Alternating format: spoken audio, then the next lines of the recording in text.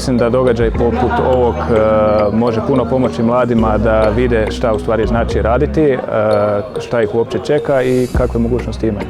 Job fair je vrlo koristan zato što stvara taj doticaj između faksa i industrije i povezuje zapravo studente sa ljudima, pravim ljudima u industriji koji vode projekte, koji upravljaju ljudima i upravljaju studentima.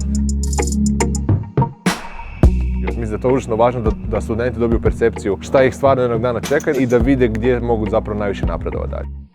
Studenti FER-a imaju priliku sudjelovati u različitim aktivnostima koje organizira Centar karijera FER-a, poput ovog događaja. I mislim da je to jedna izvanredna prilika da studenti dobiju iz prve ruke iskustva čime se to poduzeće bave, kako se njihovi interesi, profesionalni i privatni, u konačnici mogu prenijeti u buduće radno mjesto. U Microblinku sam krenula raditi već kao student na diplomskom studiju, te onda su me zadržali full time nakon što sam diplomirala.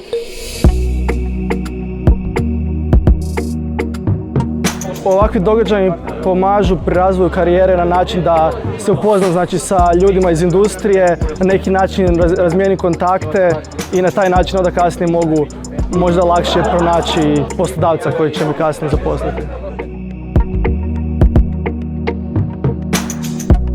Kod mene je najljepše to što radim sa mladim pametnim ljudima koji su željni stjecati znanje i učiti nove tehnologije. Znanje treba stjecati, a zatim ga treba i što bolje koristiti.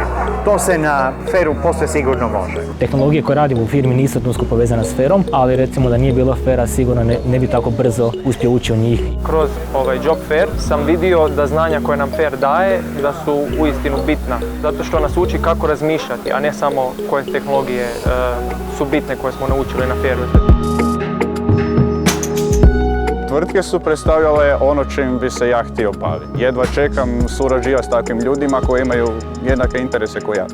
Pa mislim da svakako mogu studenti dobiti nekakve informacije na Job Fairu vezane uz poslovanja firme koje danas postoje u Hrvatskoj, projektima i tehnologijama u kojima mogu raditi u budućnosti.